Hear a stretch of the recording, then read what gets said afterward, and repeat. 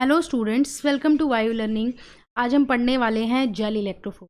तो देखो, हमारे पास जो डीएनए है ना, उस डीएनए को जो रेस्ट्रिक्शन एंडोन्यूक्लियस होता है वो कट कर देता है। जब रेस्ट्रिक्शन एंडोन्यूक्लियस इस डीएनए को काटता है तो वो डीएनए किस में कन्वर्ट हो जाएगा? फ्रेगमेंट्स में ब्रेक हो जाएगा। अब ये जो हमारे पास फ्रेगमेंट्स आएंगे, इनको हम क्या करते हैं? जेल इलेक्ट्रोफोरेसिस से सेपरेट करते हैं। ठीक है। अब इस जेल इलेक्ट्रोफोरेसिस में हम क्या कर रहे हैं भाई? इलेक्ट्रिक फील्ड पास करेंगे। अब इलेक्ट्रिक फील्ड जब पास करेंगे तो कौन कहाँ मूव करेगा? तो उसके लिए हमें डीएनए का चार्ज पता है। क्या चार्ज होता है डीएनए पे? नेगेटिव चार्ज होता है। तो ये जो एक नेगेटिवली चार्ज डीएनए के फ्रेगमेंट्स हैं, ये मूव करेंगे कहाँ पर? ये मूव करेंगे पॉजिटिव चार्ज, यानी जो एनोड होगा उसकी तरफ मूव कर जाएंगे। ठीक है। अब जैसे यहाँ पर जो हम जेल इलेक्ट्रोफोरेसिस देखते हैं डीएनए के केस में, को हम क्या बोलते हैं? उसको हम बोलते हैं agarose gel electrophoresis. Agarose gel electrophoresis.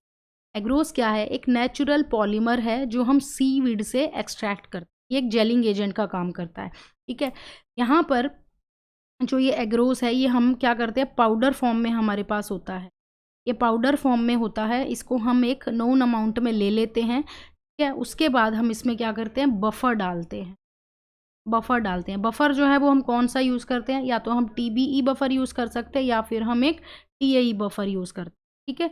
तो ऐसे ये पाउडर और बफर को मिलाकर हमारे पास क्या बन जाता है? एक एग्रोस जेल जो है वो बन जाएगा। ठीक है।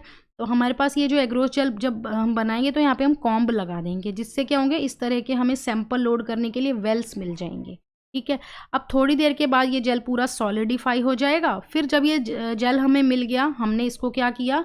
हमारे पास जो इलेक्ट्रोफोरेसिस पूरा टैंक था उसके अंदर हमने इस जेल को डाल दिया। अब जब हमने इसको डाला, फिर उसके बाद हमने उसमें बफर डाल दिया। बफर डालने के बाद हम क्या करते हैं? हम करते हैं इसमें अपना सैंपल लोड। तो हम क्या करते हैं? एक वेल के अंदर क्या कर रहे हैं? डीएनए का लैडर डालेंगे। डीएनए का लैडर डालते हैं। अब ये लैडर क्या होता है? ये लैडर जो है, इसके अंदर अलग अलग लेंथ के डीएनए के फ्रेगमेंट्स होते हैं। डिफरेंट लेंथ के डीएनए के फ्रेगमेंट्स होते हैं। जैसे कि हमारे पास 1000 बेस पेयर का है, 900 बेस पेयर का है, 800 बेस पेयर का है। ऐसे अलग अलग जो है वो लेंथ के फ्रेगमेंट्स होंगे डीएनए के इसके। अब इस लैडर से फ़ायदा क्या होगा कि हमें यहाँ पर साइज़ पता है। तो इससे क्या है कि जो अननोन सैंपल हमने डीएनए का डाला है ना, बाकी वेल्स में हम सैंपल डालेंगे, उनका साइज़ तो हमें पता नहीं है, तो इससे हमें साइज़ पता करने में हेल्प हो जाएगी। ये फ़ायदा इस लैडर से हमें मिलता है। ठीक है।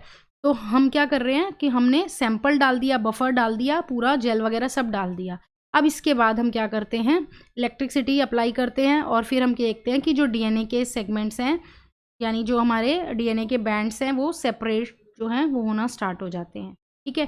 अब यहाँ हम क्या करते हैं ना, इन वेल्स में हम लोडिंग डाई भी डालते हैं। वो लोडिंग डाई क्या होती है? वो लोडिंग डाई होती है ब्रोमोफिनोल ब्लू। एक लोडिंग डाई हम डालते हैं। लोडिंग डाई कौन सी है? Bromophenol blue. ये ब्रोमोफिनोल ब्लू यानी ये जो लोडिंग डाई है, इससे क्या फ़ायदा है कि अगर हम ये नहीं डालेंगे तो हमें इनका कलर नहीं दिखेगा। जब चलता है ना, इलेक्ट्रोफोरेसिस होती है, तो ये जो बैंड्स हैं इनका कलर हमें ब्लू कलर का दिखता है इस लोडिंग डाई की वजह से। अदरवाइज तो क्या है, हमें ये ट्रांसपेरेंट दिखेंगे, पता ही नहीं चलेंगे। तो इस वजह से हम ये लोडिंग डाई डालते हैं। अब यहाँ पर इस तरह से क्या होगा? ये फ्रेगमेंट्स सेपरेट हो जाएंगे। अब यहाँ जो हमें ध्यान रखना है वो क्या करना है? देखना है कि ये जो एग्रोस जेल होता है ना, ये सीविंग इफेक्ट के थ्रू जो है वो सेपरेशन करता है। मतलब यहाँ पर जो साइज़ है उस बेस पे जो है वो सेपरेशन होता है। तो ये हमें ध्यान रखना है।